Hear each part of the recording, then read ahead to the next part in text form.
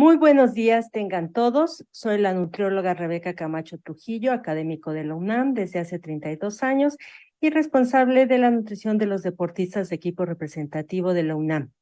Les agradezco que nos acompañen hoy nuevamente en otra charla de nutrición y deporte. Y el tema de hoy pues son falacias de la nutrición. Obviamente no todas las que hay en el universo.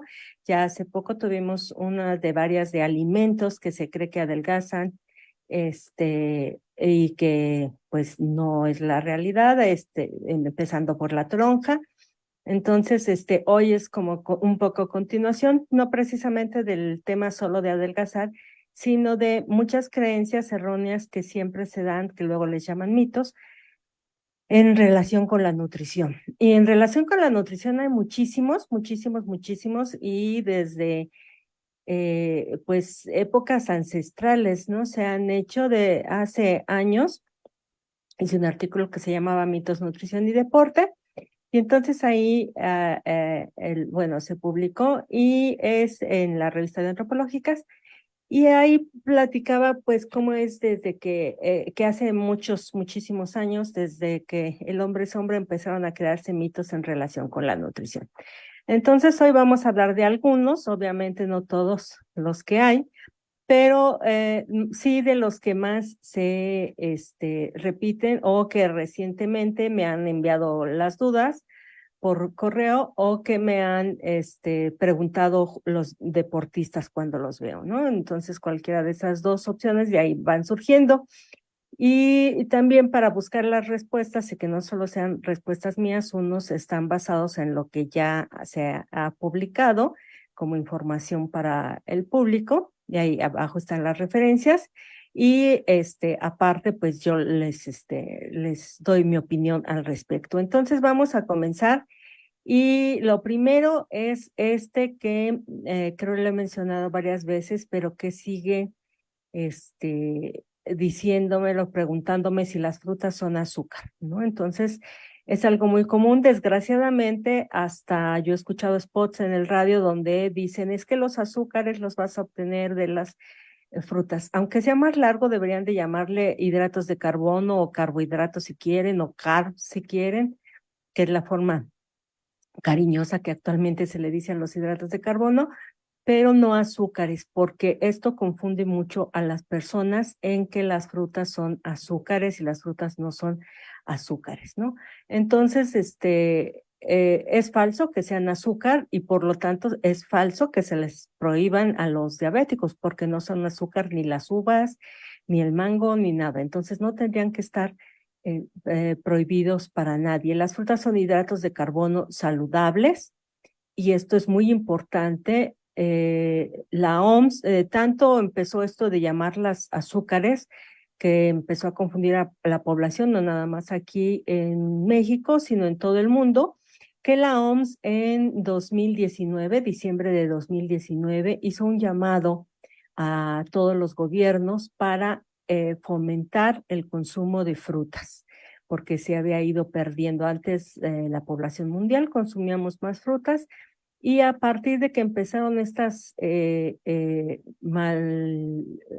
formas erróneas de llamarlas azúcares, o que de ahí aprovechamos los azúcares, simplemente se nos quedaba en la mente que eran azúcares, y eso generó que la gente dejara de consumir frutas. Entonces, a como debe de ser, y por lo tanto, la OMS hace ese llamado, ¿no? Lamentablemente, les digo, diciembre del 2019, ¿qué pasó después? Pues que para enero del 2020 ya teníamos la pandemia, ¿no? Y entonces como que se abandonó este llamado, o ya nadie le hizo caso, ningún gobierno de que hiciera caso de empezar a fomentar más el consumo de frutas, pues porque estábamos con la emergencia de la pandemia. Pero en realidad sí debe ser más el consumo de frutas, no son azúcares.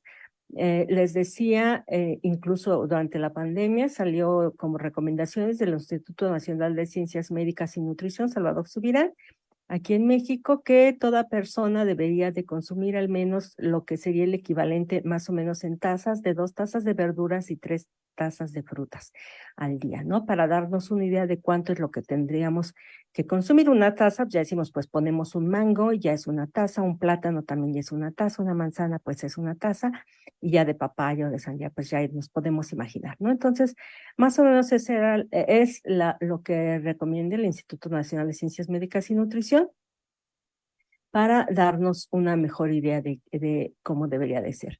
Y para quedar un poco explicar, los azúcares simples, y ahí pongo el azúcar, lo que son totalmente simples, que a veces dicen que no se les llama así, pero yo sí prefiero llamarles simples porque nos queda claro, y más para ahorita lo que voy a explicar. Los azúcares simples son azúcar, miel, mermelada, cajeta, chocolate en polvo, los caramelos, todos los azúcares que se les ponen a las bebidas como los refrescos o incluso a las bebidas rehidratantes, porque ahí son muy necesarios. Entonces, todo eso son azúcares simples, que son normalmente un monómero o un dímero. Un dímero, un monómero que es la glucosa generalmente y fructosa, y el dímero, que es ahí el azúcar cotidiana, que es la sacarosa. Esos son los azúcares simples. En las frutas que tenemos glucosa y tenemos fructosa, de ahí viene el nombre, pero no porque sea lo mismo que comer fructosa sola. En las frutas lo tenemos unidos de moléculas que van más o menos entre 10 a 20 casi siempre, y eso hace toda la diferencia, ¿no? Entonces ahí tenemos oligosacáridos intermedios, que luego oligosacáridos se usa desde 2 moléculas unidas, pero aquí para que nos quede claro es más o menos 10 moléculas unidas y no nada más una o dos moléculas. Y en los almidones ahí sí ya es muchísimas moléculas unidas, generalmente de glucosa, bueno, que es el almidón, moléculas de glucosa, es un polímero de glucosa nada más, no tiene fructosa, y lo vamos a encontrar, bueno, sobre todo en los cereales y en las leguminosas. Lo vamos a encontrar como almidón, y en el plátano, que es la única fruta que tiene almidón. Bueno, entonces aclarado esto, que las frutas quedan ahí en un valor intermedio entre lo que es azúcar y lo que es el almidón, pues además las frutas hay que recordar que nos aportan vitamina C, son nuestra única fuente de vitamina C. Las verduras nos aportan muy poco, salvo los pimientos morrones, casi no nos aportan las demás verduras. Entonces las frutas son nuestra única fuente de vitamina C, nos aportan antioxidantes. Todo lo que le da colores a las frutas son antioxidantes, diferentes colores, diferentes sustancias antioxidantes. Y para cubrir los requerimientos de antioxidantes, la OMS ha dicho que se deben de comer al día mínimo 400 gramos de frutas y verduras. Ahí sí, frutas y verduras, 400 gramos mínimo. Y también fibra, ¿no? Nos aportan mucha fibra. Luego las personas están estreñidas o usan sustitutos de fibra. Y cuando no están mal los sustitutos, pero podrían tomar mejor comer frutas, porque no va a ser solo la fibra, sino que además van a tener vitaminas, vitamina C, otras vitaminas también, y antioxidantes. Entonces, las frutas no son azúcar y son saludables. Otro mito que tenemos aquí es el de la fruta tomada después de la comida engorda. No sé de dónde salió eso ni cómo le llegó la idea a las personas, porque este es un poco más antiguo, de cuando se le empezó a llamar a las frutas azúcares, pero es esta idea de que la fruta consumida después de la comida engorda. O sea, si se la comen antes, yo no sé si porque en el buffet, en los desayunos, en los restaurantes, primero nos sirven la fruta y ya después lo demás, y se creyó que era por eso. Realmente eso es por costumbre. Personalmente a mí no me gusta comerme la fruta al principio, porque primero quiero comer lo salado y después lo dulce. La fruta es lo dulce. Y entonces nada tiene que ver esto. O sea, este es un mito de la fruta tomada después de la comida engorda, y es falso, ¿no? Falso. Las frutas tienen una cantidad determinada de kilocalorías, lo que nos van a aportar. Un mango nos va a aportar las mismas kilocalorías si no lo comemos antes o después de la comida, ¿no? O sea, si no lo comemos antes o no lo comimos después como postre, no hay ninguna diferencia. Entonces, no importa el orden en el que nos comimos la fruta, no nos va a engordar en ningún momento. Para, por ejemplo, una persona diabética que sí puede comer frutas, nada más por costumbre, siempre les recomiendo que las coman acompañadas, pero puede ser justo al iniciar aún así la comida y ya después comer la comida normal, ¿no? No importa tanto. Yo siempre les digo, cómansela como postre para recordar que va al final, pero no importa, en el sentido de engordar, es falso que engorden las frutas al final de la comida. Otro mito, congelar los alimentos hace que que pierdan sus propiedades. ¿Es verdad o no? Muchas personas dicen, ay, es que pues los alimentos congelados, sobre todo lo que más hay verduras y algunas frutas, sobre todo frutos rojos es los que he visto congelados, pero sobre todo hay muchas verduras congeladas y la gente piensa que estos pierden sus propiedades y esto pues es falso, ¿no? Ahí les pongo, es falso. Una cosa es que no sepan igual, si tienen a veces un sabor un poco diferente que lo que sería la fruta o la verdura fresca, y otra es que pierdan sus propiedades. Perdieron un poco de sabor, hasta de consistencia. Hay algunas frutas que o verduras que es muy difícil de congelar, como un jitomate, ¿no? Si intentamos congelarlo, se rompe porque las células se rompen al hincharse el agua y convertirse en hielo. Y ya cuando lo descongelamos, pues ya se rompió todas las paredes celulares y pues queda todo aguadito. Por ejemplo, en el jitomate que tiene gran cantidad de agua. Pero la congelación y la ultracongelación son dos de las técnicas de conservación de alimentos que mejor preservan sus propiedades nutritivas, ¿sí? Entonces, las verduras congeladas, las frutas congeladas tienen todas las propiedades, las vitaminas, no se pierden las vitaminas, no se pierden los minerales, no se pierde la fibra. Todo eso son además con técnicas muy adecuadas de congelación para no romper las estructuras, como les decía, con el hielo. Y entonces nada se pierde y siguen siendo nutritivas y preservan muy bien sus propiedades. El sabor y la consistencia no, al descongelarlo siempre sí se altera un poquito, pero sus propiedades nutrimentales o nutritivas las van a conservar todas. Después tenemos el colesterol es malo, así la afirmación como tal, y a mí me da, pues, me da risa, digamos, no risa de burla, pero sí risa, el que hace años, cuando les digo que tengo 32 años como nutrióloga aquí en la UNAM, entonces al principio cuando empezó a hacerse más, ahorita todo el mundo habla del colesterol, pero hace años, cuando se empezó a hablar más del colesterol, la gente llegaba y me decía, es que tengo colesterol en la sangre. Y ya veía yo los resultados y sí, tenían, pero en valores normales, ¿no? Todos tenemos colesterol en la sangre, siempre vamos a tener, porque nosotros sintetizamos el colesterol, entonces no va a haber ningún problema en que tengamos colesterol en la sangre. Porque el colesterol entonces es falso que sea malo.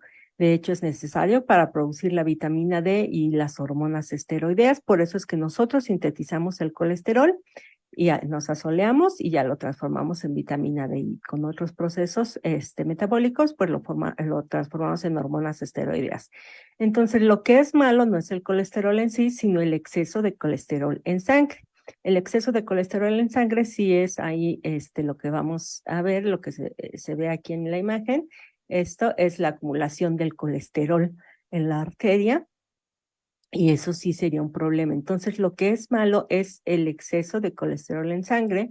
En general se considera hasta 180 o hasta 200 valor normal de colesterol en sangre y ya arriba de eso ya se considera que empieza a ser elevado y entonces no hay que preocuparnos. Si tenemos colesterol, siempre lo vamos a tener. Preocupémonos si un día sale cero colesterol porque algo no nos está funcionando, que no lo está sintetizando.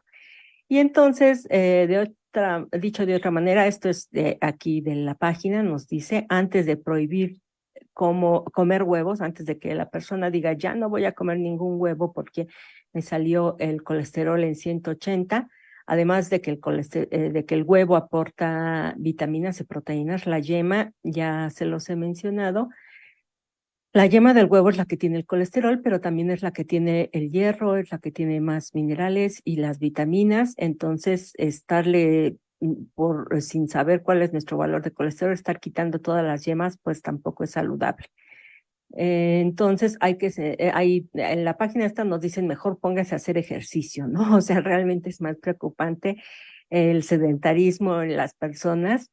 En esta página aquí sí son drásticos y dice, pues en lugar de preocuparse por no comer ningún huevo, haga ejercicio, ¿no? Entonces, porque el ejercicio por sí solito, no importa lo que comamos o no, el ejercicio va a favorecer que se produzca más colesterol bueno que el colesterol malo, que ya sabemos que esas son lipoproteínas, pero las llamamos así colesterol bueno y malo, y bueno, el ejercicio por sí solito va a hacer esto, que produzcamos más colesterol bueno. Entonces, el colesterol no es malo, lo importante es ver la cantidad de lo que consumamos y también lo que es muy importante, no nada más el total de colesterol que consumimos. Por ejemplo, en el caso del huevo, nos da como 230 miligramos de colesterol, pero no todo lo que es de origen animal nos da tanto colesterol. Por ejemplo, la leche es muy baja en colesterol, nos da apenas un vaso de leche 24 miligramos, no, 34, perdón, miligramos. El colesterol, el huevo nos da 230 más o menos y un vaso de leche 34 miligramos. Entonces es muy poquito. De leche entera, la descremada pues ya no tiene colesterol. Entonces es importante ahí sí ver tablas reales de colesterol, por eso les digo reales, porque luego me andan diciendo que la leche tiene mucho colesterol y pues eso es falso. Y ver la grasa total que consumimos y las grasas trans, que las grasas trans ya sabemos que se van a formar cuando las cosas se fríen, cuando se fríen y se usa muchas veces ese aceite para freír muchos alimentos, entonces es cuando se van a formar las grasas trans. Y eso es en lo que nos tenemos que fijar, porque actualmente hace unos años sí era así como que el huevo era el villano, pero actualmente ya no. Se dice que se pueden comer 1 o 2 huevos diarios las personas si su colesterol es normal, aún dependiendo del grado de de la concentración, perdón, de colesterol que tengan, podrían comer varios huevos, que diga un huevo diario sin ningún problema. Y lo que más importancia se le está dando en la actualidad es a las grasas trans. Entonces hay que evitar mucho las grasas trans y esto se da en los alimentos industrializados y entonces hay que leer en las etiquetas si nos dicen sin grasas trans o cuánto nos están dando de grasas trans.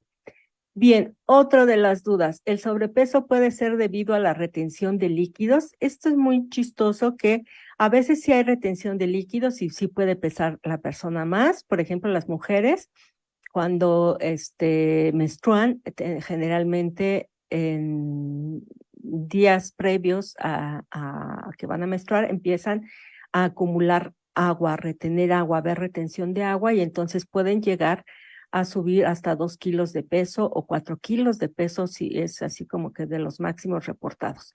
Pero 2 kilos muy fácilmente lo suben, ¿no? Esto yo lo veo, por ejemplo, en los deportistas, en las mujeres deportistas, porque con la menstruación pueden subir de peso y entonces de momento, siempre cuando suben de peso les pregunto, ¿vas a menstruar? ¿Estás próxima a menstruar?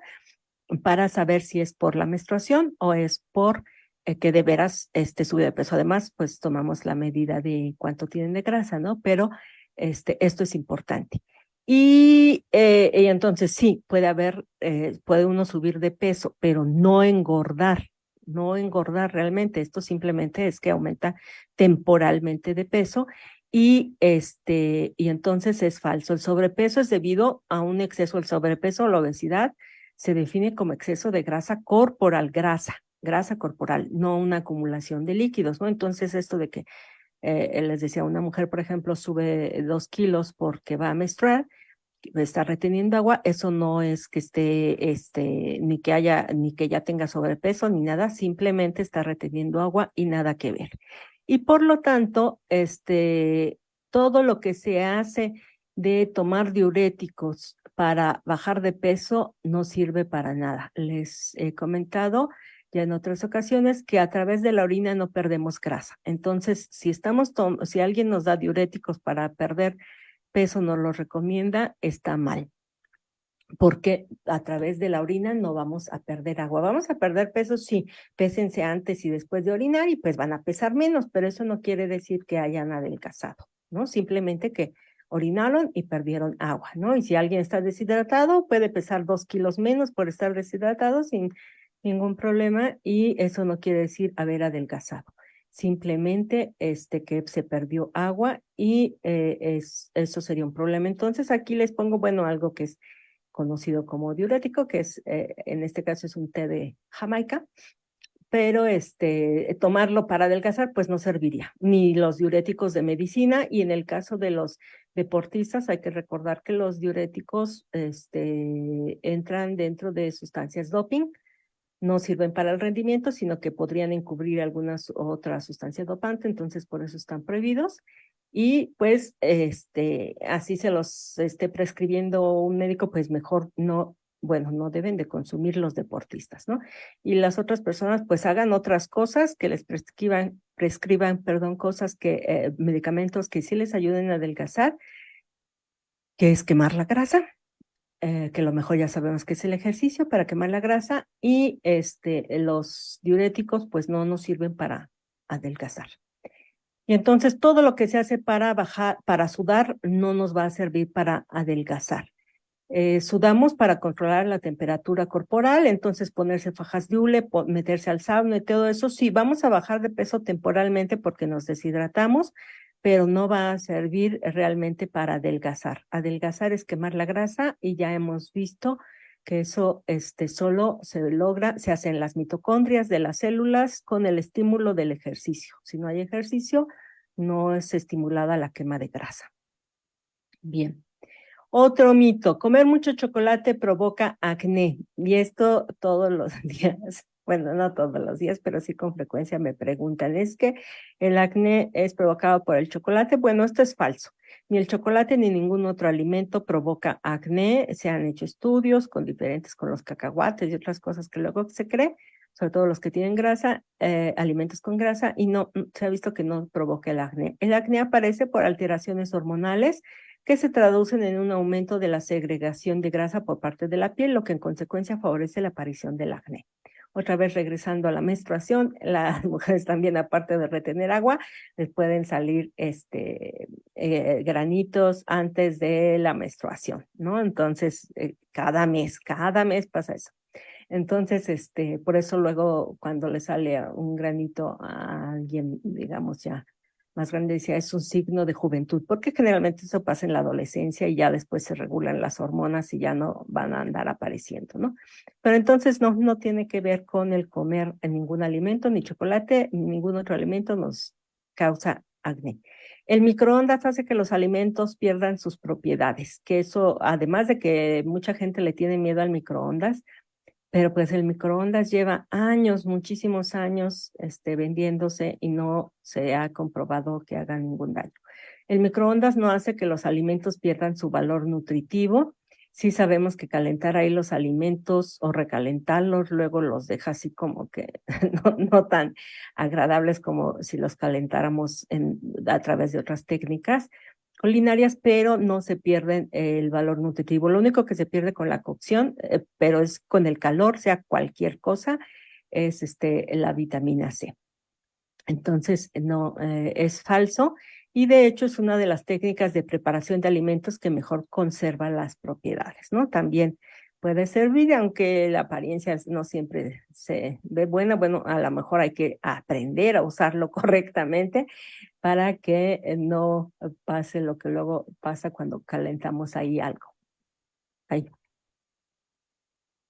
Ese es ya, perdón. Entonces, otra idea errónea, mezclar los hidratos de carbono o carbohidratos con proteínas engorda. No sé de dónde sale esto, hay quienes dicen que engorda, hay que dicen que las proteínas se fermentan si las mezclamos con hidratos de carbono en la misma comida.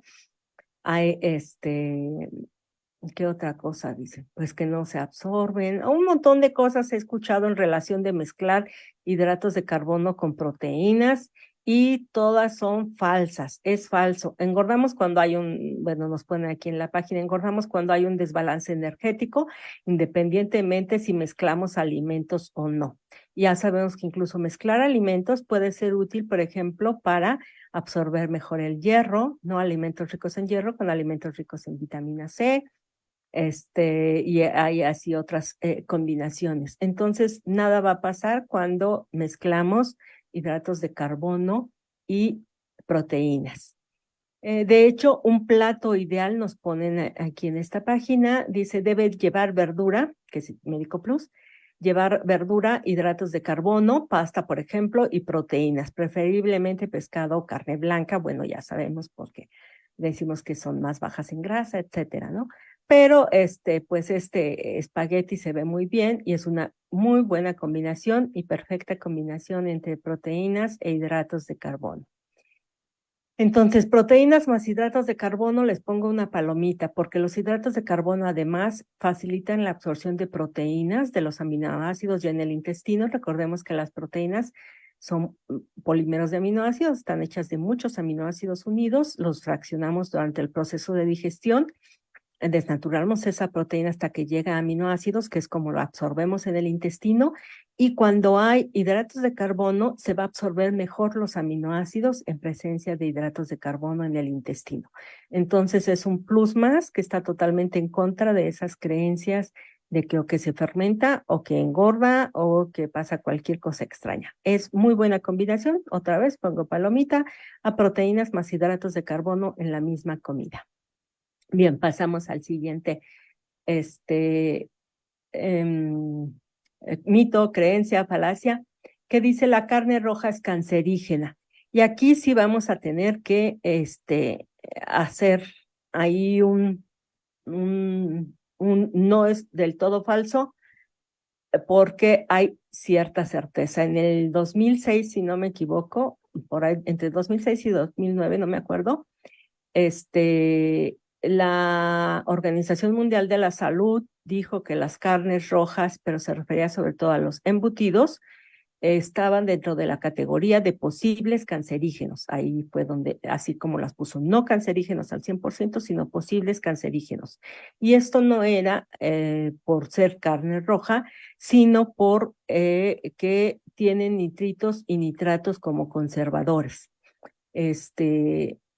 En A veces en los grandes supermercados también le ponen, o sea, nitritos y nitratos siempre van a traer todo lo que son los embutidos como conservadores, y eso es lo que tiene el potencial cancerígeno. Y a veces en las carnes también en los supermercados, como dura un poquito más tiempo de exposición que en la carnicería del barrio, va saliendo más rápidamente la carne. Ahí también les llegan a poner nitritos y nitratos para que se conserve mejor la carne. Entonces, lo que va a traer o tiene potencial cancerígeno son los nitritos y nitratos usados como conservadores. Y ahí sí la recomendación, por ejemplo, de embutidos que sabemos que siempre van a tener estos conservadores, se recomiendan no más de 2 embutidos a la semana. 2 días, perdón, no comer más de 2 días embutidos a la semana es la recomendación. Entonces, los sándwiches, que no siempre sean de jamón, hay que hacerlos de huevo, hay que hacerlos de queso, hay que hacerlos de atún, de cualquier otra cosa, para que no siempre se preparen de jamón o de algún embutido, ¿no? Entonces, todo lo que es embutido tiene nitritos y nitratos como conservadores. Y pasamos al siguiente, creencia, que es las grasas son malas, así, en absoluto. No, bueno, ¿cuál es la respuesta? Pues es falso. Y aquí en la imagen, por eso les pongo grasas buenas. O sea, las grasas no son malas en sí. Otra vez como con el colesterol, sería el exceso de grasas es malo, y hay muchísimas grasas que son buenas, como todas las que proceden de semillas oleaginosas y del aguacate. Entonces, nueces, pistaches, cacahuates, almendras, todas las semillas que nos dan aceites, todos los aceites vegetales, pues son buenos. Todo esto tiene omega 3 y que necesitamos para nuestro buen funcionamiento, porque ya hemos platicado del tema. Nosotros no sintetizamos omega 3 y entonces es falso que las grasas sean malas por los omega 3 y omega 6 que nos aportan, que son nutrimentos indispensables, como dije, no los podemos sintetizar, y además las vitaminas liposolubles se absorben con la grasa de los alimentos, porque son liposolubles, solubles en grasa, que son la A, la D, la E y la K, y entonces necesitamos de la grasa de los alimentos para que se puedan absorber bien estas vitaminas. Entonces, las grasas no son malas, pero es importante evitar los excesos de grasa, obviamente, y las grasas provenientes de productos chatarra, de pastelillos industrializados, de alimentos ultraprocesados, porque ya sabemos que ahí siempre va a haber las grasas trans. Entonces, que ahí, aunque no sea un exceso, es muy fácil llegar al exceso en grasas trans. Entonces, se puede comer grasas, se deben comer grasas por los omega 3 y omega 6, pero hay que vigilar la cantidad y el tipo de grasa, ¿no? Casi siempre va a ser pues grasas vegetales, solo de las vegetales, las que son saturadas son la de coco y la de palma, todas las demás son insaturadas o poliinsaturadas, y entonces pues fácilmente podemos preferirlas. Pero aún las grasas animales, como el huevo, la leche natural que entera que trae grasa, la grasa de las carnes, no son del todo malas, sino hay que evitar el exceso.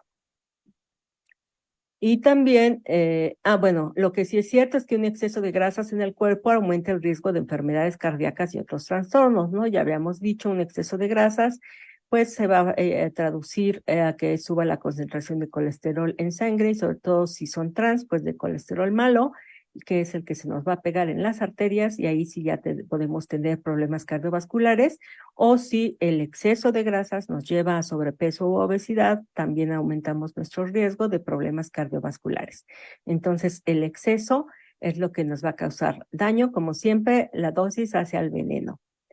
Y las grasas además son adecuadas ya que es una fuente de energía para el cuerpo, ¿no? O sea, ya sabemos, las grasas nos dan 9 kilocalorías por gramo, entonces decir así en absoluto las grasas son malas, pues es un error. Ya quedamos los omega 3, las vitaminas liposolubles y la energía que nos pueden dar en su justa medida para nuestro cuerpo, pues es importante. Entonces, las grasas son buenas, el exceso es malo. Los hidratos de carbono son malos también, y eso es recientemente empezó más la idea de que los hidratos de carbono son malos, y por eso les pongo ahí unos panes, o el arroz, o las semillas de maíz, etcétera. Porque cuando decimos hidratos de carbono, y por eso mi pleito con que no llamarles azúcares a los hidratos de carbono, si quieren llamarle glúcidos, porque están hechos, sí, la mayoría de glucosa, glúcido sería más correcto, que azúcares, porque no están hechos de azúcar, ¿no? Los almidones no están hechos de azúcar. Entonces, es falso, y además nos dice en la página de Médico Plus, este mito, además de ser falso, es peligroso. ¿Por qué? Porque creer que los hidratos de carbono son malos lleva a la gente a abandonar un consumo saludable de hidratos de carbono. Los hidratos de carbono deben ser uno de los pilares de toda dieta, no se diga para el deportista. Para el deportista es muy, muy importante la cantidad de hidratos de carbono que consumen todas las personas para funciones vitales, para que funcione el cerebro, los glóbulos rojos, órganos internos que se alimentan casi exclusivamente de glucosa. Necesitamos comer alrededor de 200 gramos al día de hidratos de carbono. Además, el deportista, los músculos trabajan básicamente con hidratos de carbono en las carreras o deportes de larga distancia. Ahí se usan más las grasas, se usan también las grasas en forma importante como fuente de energía, pero en muchos deportes se usan más los hidratos de carbono como fuente de energía. Entonces, es muy, muy importante que sean, como nos dicen en esta página, uno de los pilares de toda dieta, sea deportista o no deportista. Son el combustible de nuestras células y debemos comer productos que los contengan. Obviamente, productos que los contengan de preferencia ahí sí de manera integral. Por eso en la imagen vemos, bueno, pues el elote integral, el pan integral, bueno, las papas también tienen hidratos de carbono y aunque no sean integrales, también son saludables. Los cereales integrales, aunque sean de cajita, que sean integrales, el arroz, etcétera, ¿no? Todo de preferencia que sea integral, porque además de tener el hidrato de carbono, nos van a dar algunas vitaminas. Ya veíamos que la parte integral nos puede dar hasta vitamina E y nos van a dar fibra. Y ahí sí hay que evitar el consumo de azúcares, ¿no? Entonces, los hidratos de carbono son malos, no, ya hablamos de que hay niveles en los hidratos de carbono y entonces, hay que evitar, eso sí, los azúcares que son azúcar, miel, mermelada, cajeta, chocolate en polvo, dulces, refrescos, helados, todo eso que son azúcares, eso sí hay que evitarlo, ¿no? Y puse esta imagen porque, bueno, acaba de pasar el Halloween y que se supone para los niños es una fiesta de dulces, ¿no? De recibir dulces. Bien, beber agua durante las comidas engorda. No sé, aquí hay los dos mitos, que beber agua durante las comidas engorda o que beber agua durante las comidas te barre todo lo que comiste y no lo aprovechas, ¿no? O sea, hay los dos mitos que son totalmente contradictorios y ambos son falsos. Ni te barre lo que comiste, ni y para no aprovecharlo, y tampoco te va a engordar. El agua es el único alimento, nos dice la página, con 0 kilocalorías, o sea que no engorda jamás, ¿no? Alguien que tomara solo agua, pues se iría desnutriendo porque no le aporta más que agua, que es muy útil, necesaria, indispensable para la vida, pero no nos aporta nada de energía. Entonces, beber agua es imposible que engorde porque no aporta energía. Pero nos dicen, bueno, puede pasar que si uno bebe mucha agua junto con los alimentos, es más fácil que se distienda el abdomen, el estómago sobre todo, mientras estamos comiendo, que por eso a veces en dietas de reducción dicen, es que tómate un vaso de agua grandote antes de comer para que ya esté medio lleno el estómago cuando empieces a comer y más fácilmente te sientas pleno, ¿no? Lleno. Y entonces aquí nos dicen, bueno, si se distiende el abdomen, uno siente, se siente empanzonado, ¿no? Digámoslo, cómo se siente. Y por eso creen que a lo mejor engordaron, pero realmente no, ni engorda ni adelgaza el tomar agua, pero sí es necesaria para la vida.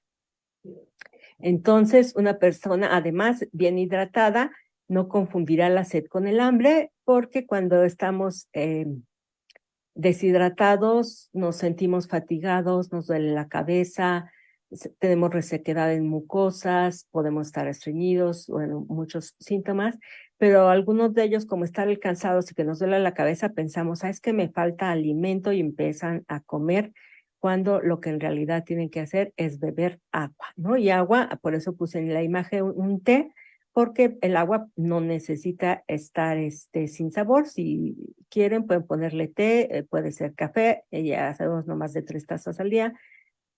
Puede ser otra infusión como de la de Jamaica, puede ser agua de frutas con poca azúcar o sin nada de azúcar. Entonces, el agua en cualquier preparación es útil para hidratarse y no va a engordar, a menos que le pongan mucho azúcar, como en el caso de algunos refrescos.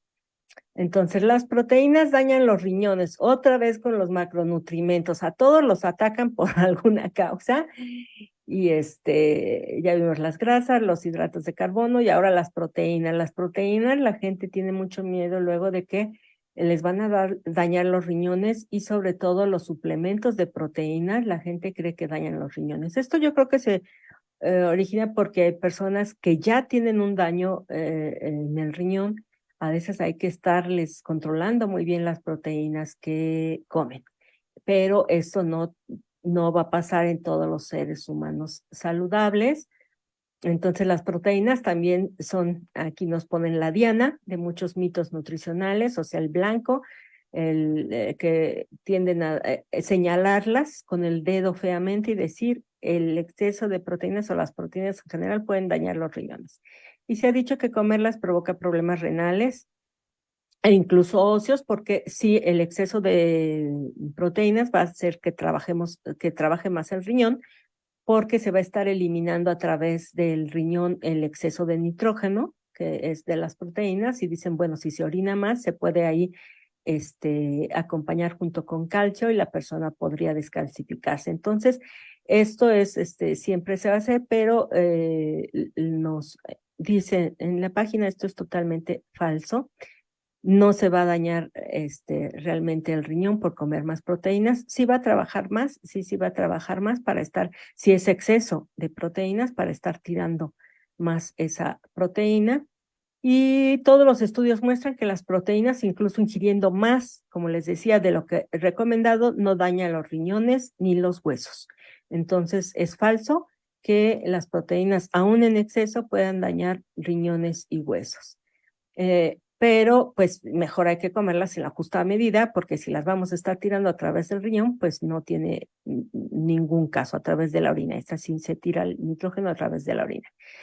Pero hay que recordar que los deportistas requieren más proteínas que las personas no deportistas, sobre todo, por ejemplo, en las dietas de reducción, que luego los deportistas andan haciendo la dieta de reducción de su mamá, y pues es totalmente errónea en energía, en proteínas, en hidratos de carbono y demás, ¿no? Entonces, los deportistas requieren más proteínas que las personas no deportistas.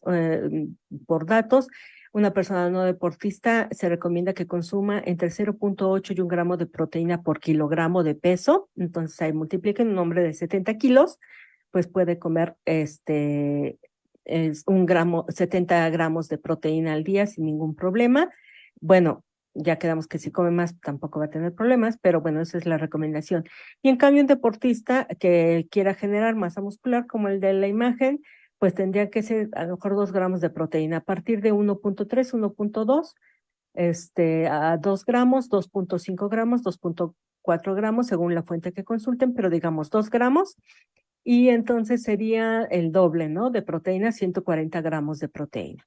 Y no le va a causar ningún problema y ahí no la va a estar tirando a través del riñón ni siquiera, porque no hay, no es un exceso, ¿no? Aunque esté comiendo el doble, no es un exceso de proteína para este deportista, y pues va a estar muy bien. Bien, perder el peso es fácil. No, nos dicen, no te dejes engañar por el dramático, este es de otra página, antes y después de las imágenes que utilizan las empresas de suplementos y las historias de pérdida de peso rápida con poco o ningún esfuerzo. Sí, estas fotos que yo digo, es que a veces se nota que están photoshopeadas, ni siquiera le cambian la ropa o las pestañas a la persona. Si uno ve las pestañas, el maquillaje, las luces, es exactamente la misma foto, pero nada más y muchas veces están al revés. Se nota que tomaron a la mujer, en este caso delgada, y con Photoshop la hicieron engordar para ponerle el antes y después en la imagen, ¿no? Entonces, eso es nada más porque pues cualquier cosa que diga que adelgaza va a vender.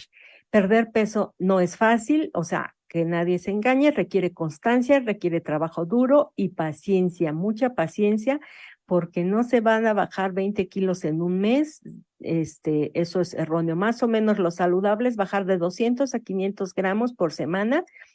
Es lo posible y saludable. Cuando se pierde más de 1 kilo por semana, generalmente lo que se está perdiendo es agua, y en casos extremos se puede estar perdiendo masa muscular. Además, la genética y otros factores hacen que la pérdida de peso sea mucho más difícil para algunas personas que para otras. Y si estás batallando para perder peso, recuerda que no estás solo, hay mucha gente batallando.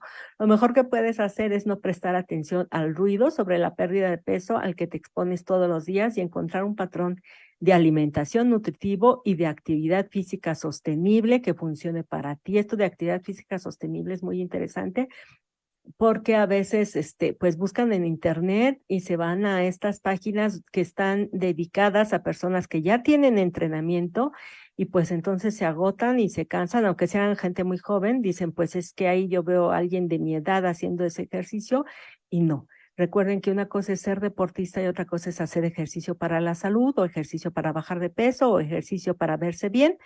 Es diferente el ejercicio y entonces no tienen que descargarse el entrenamiento de su ídolo deportivo, sino buscar el ejercicio adecuado para ustedes, ¿no? Pero lo mejor sería consultar con un médico del deporte para que les ayude a encontrar el ejercicio más adecuado para sus condiciones.